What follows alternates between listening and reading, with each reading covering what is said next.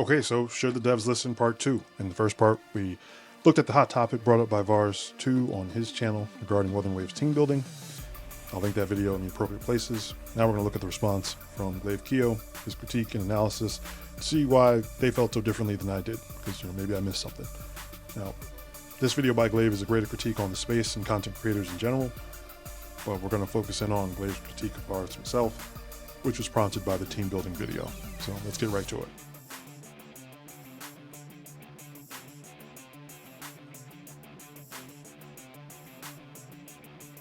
So we're going to start with the intro, as Glaive makes a very important point that will set the framework for the entire analysis. Basically that some CCs are just snakes. And what I want to figure out is how we can tell the difference. I'm going to strongly suggest that you watch the video yourself. The link is in the description, because I'm going to pause a lot and that can do a disservice to Glaive's points, seeing it all broken up. Right now, negativity and misinformation about Wuthering Waves are just a part of a conversation they dominated. From Reddit threads to Twitter posts, YouTube videos to Twitch streams, and the loudest voices are often the most inflammatory ones. And it's not because their points are valid, it's because rage sells. And for most people, when you rage, you hate. And hate is a strong feeling. So strong that Tectone made an entire channel profiting from said hate.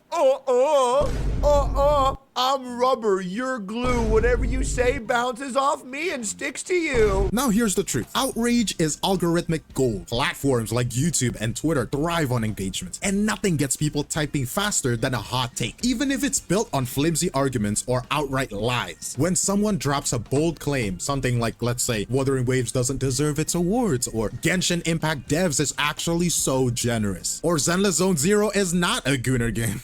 It doesn't matter if you think it's right or blatantly wrong. What matters is that people react to it. That's the point. And I think people are starting to catch on. Creators big and small are learning that rage baiting and hating on Wuthering Waves is the meta. And that's the problem, because when outrage becomes a currency, misinformation becomes a tool. That's a bar, and I need you to let that sink in. You need to Okay, so we are going to let that sink in.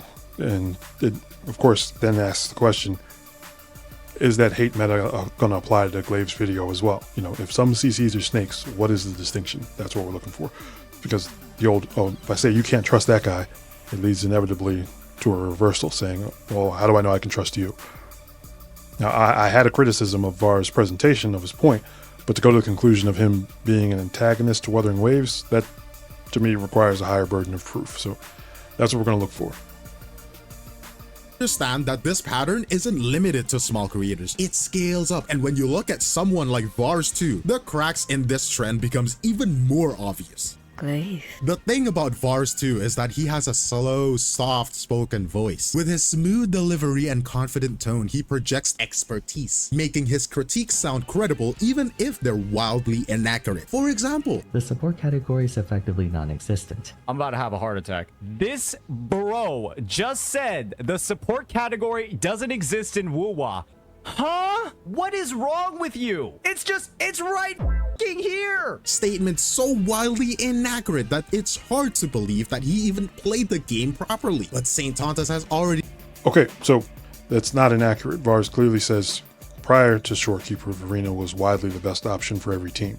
Prior to Shorekeeper, it became a meme that Verena was guaranteed to be in every single party for no reason besides being the best healer. Every supporter healer will instantly be compared to every existing supporter healer. Vars clearly knows Shorekeeper is a support, and in the same category as Verena. It's not the point that he's making there.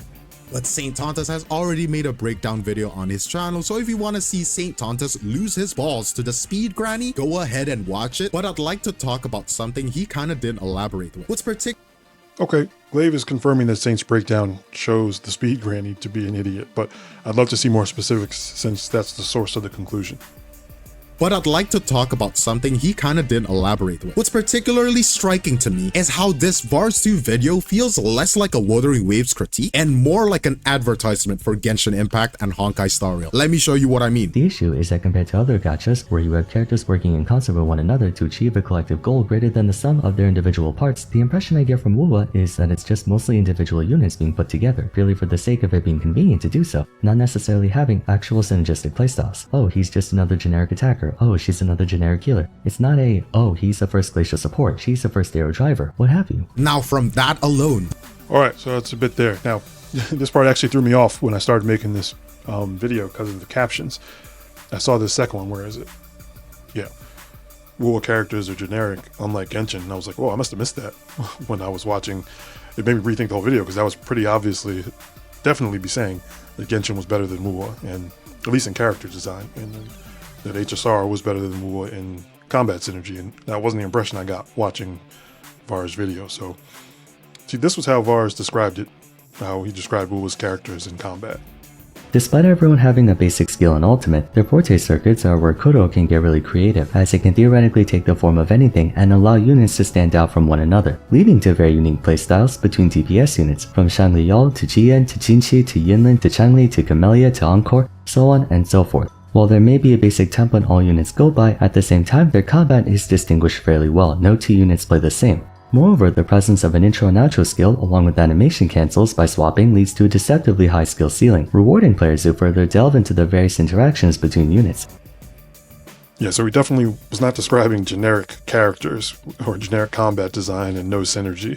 And so, in this next part is how he actually compared the elements in Wuwa to Genshin and HSR.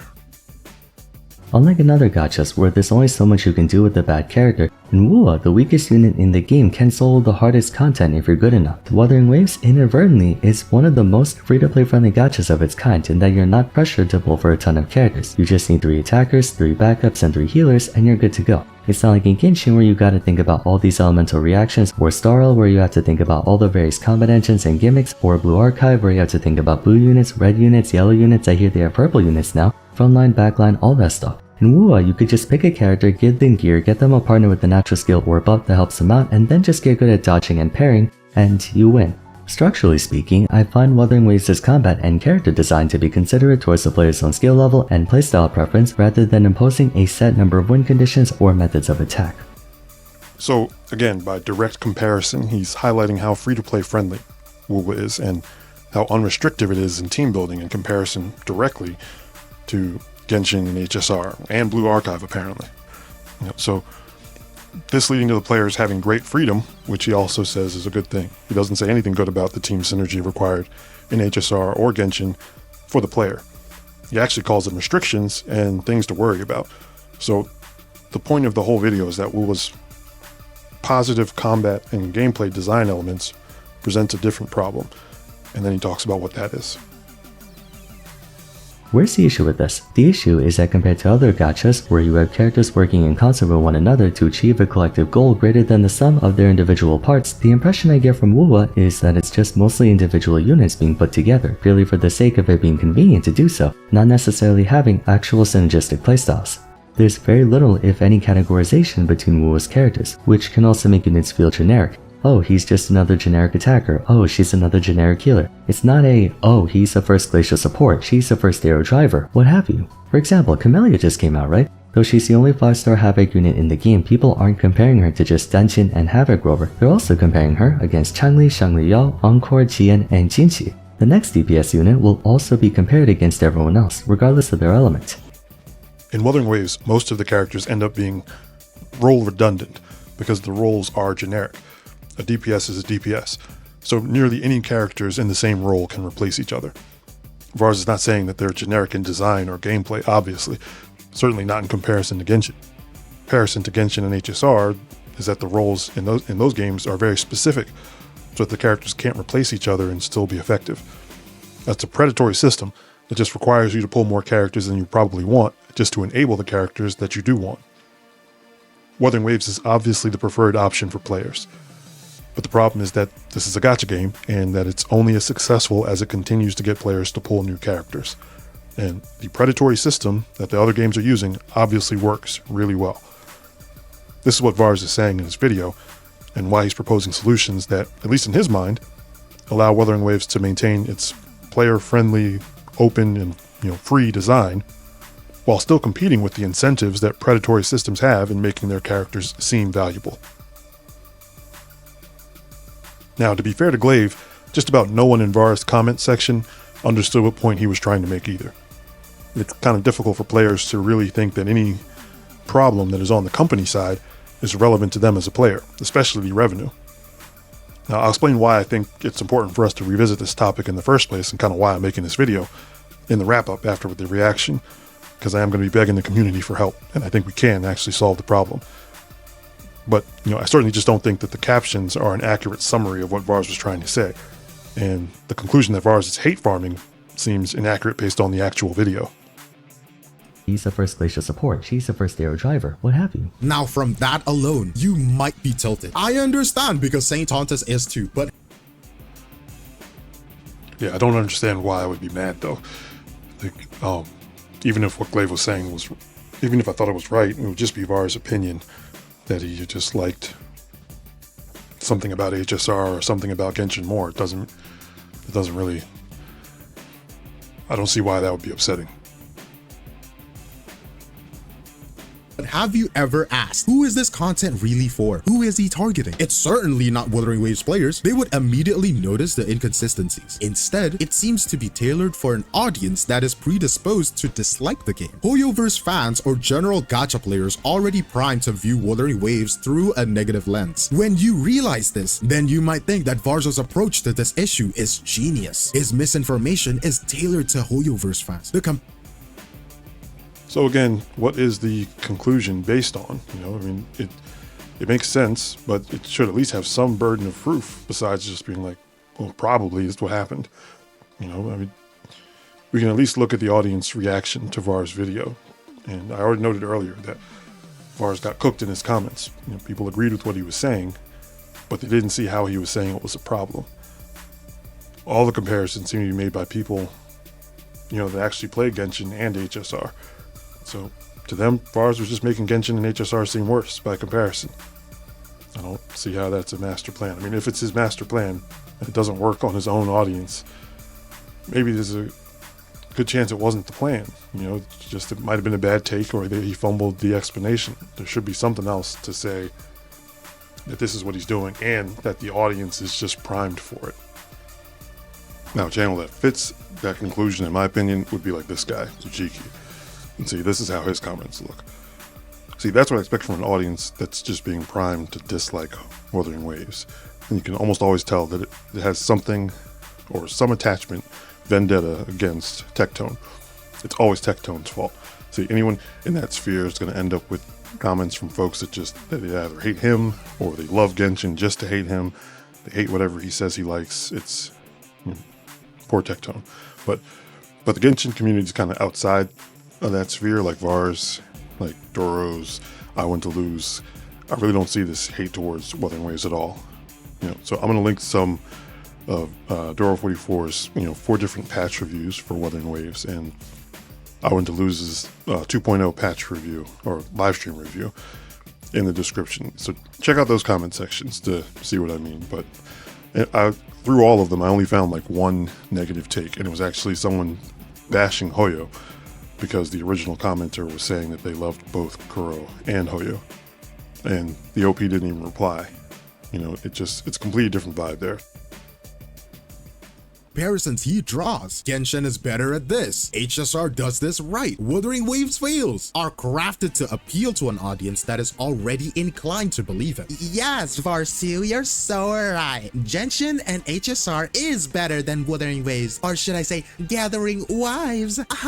Suck my nuts, Hoyosho. The danger here isn't just Vars spreads misinformation, it's that his tone makes it stick. Viewers might walk away believing his takes without even cross-referencing or trying the games themselves. And when someone with a large platform perpetuates these narratives, it sets a precedent. You can say anything about Wuthering Waves, no matter how detached from reality, and still be rewarded with views and engagement. These creators aren't critiquing Wuthering Waves to improve the game. They're critiquing because it works. Hate farming isn't about the truth, it's about the clicks. And the scariest part, the more of these narratives spread, the harder it becomes for genuine feedback to be heard. It's not just bad criticism, it's calculated content designed to farm outrage and appeal to the meta of Wuthering Waves hate. The strategy isn't limited to big names, it's becoming the playbook for success. The worst outcome would be people that watch the video echoes the same things as they do, and it's gonna be a ripple effect one to the other. But here's where things get really messy. When even a larger voice, people who should know better, start amplifying this trend, and that's Okay, so piece by piece, we'll just start with the hate farming take. It seems to me like Vars was critiquing Wuwa with the same intentions of his critiques for Genshin.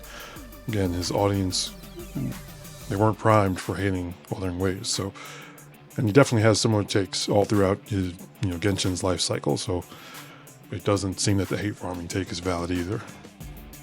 So I came to realize that this whole bonfire was fueled by about 30 seconds of Vars video where I don't agree with Glaive's understanding of those moments, and then an assumption about Vars' audience that isn't even remotely true in the video in question. To reach this conclusion, It's calculated content designed to farm outrage and appeal to the meta of Wuthering Waves hate. yeah, I would just hope for a much stronger body of evidence. Because at best, even if Glaive's understanding was accurate, you end up with a guy that speaks slowly, misunderstood a character's role, prefers the team synergy and HSR character designs in Genshin. What prompts the jump from that to him being a shill mastermind, deliberately misleading his audience? It doesn't even make sense in the context of his other videos. So, I don't know, it just seems like quite a reach to me. And it's like the same nonsense that the people Glaive was talking about in the beginning of the video, where they just throw up that shield of anyone that disagrees with my take just can't handle criticism. It's like the only evidence required is disagreement, and then you completely cancel someone's voice. It just seems like a really bad precedent. Especially because I'm only interested in this issue because I think the topic Vars brought up is really important to the community and worth discussing. So first, Vars kind of fumbles the delivery, and then Glaive punts the whole idea out of the stadium. I'm just not sure this cancel voices culture is healthy for the community or the game, especially at the time when the devs are listening. So I know I promised to explain why I'm so interested in this issue, but this took longer than I thought it would, so I'll just go over it entirely in the beginning of the next video where I actually talk about it. So let me know your thoughts on this analysis in the comments below. Do you think Vars is a calculating mastermind? Did you find his take confusing? Am I missing something that justifies Glaive's conclusions? Leave your comments below. As always, thanks for watching, and I'll see you in the next one.